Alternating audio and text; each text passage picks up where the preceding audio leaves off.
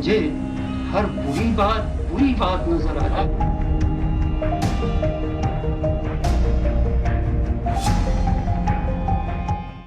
ادب کا ایک اور روشن باب بند ہو گیا. دنیائے ادب کا دمکتا ستارہ مشتاق احمد یوسفی خالق حقیقی سے جا ملا.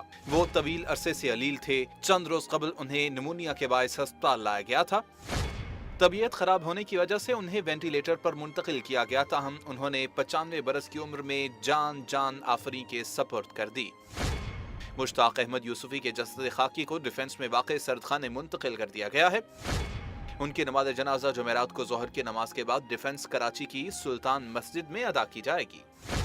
مشتاق احمد یوسفی نے سوگواران میں 2 بیٹے اور 2 بیٹیاں چھوڑی ہیں. مرحوم کی دونوں بیٹیاں لندن سے عید کی چھٹیاں گزارنے کراچی آئی ہوئی تھیں، جبکہ ایک بیٹا بیرون ملک مقیم ہے. مشتاق احمد یوسفی کے انتقال پر صدر مملکت Mamnoon Hussain, chairman P T I Imran Khan, سابق صدر Asif Ali Zardari, P P chairman Bilawal Bhutto Zardari نے گہرے رنج اور افسوس کا اظہار کیا ہے. ان کے انتقال پر پاکستان کے ادبی حلقوں میں بھی سوگ کی کیفیت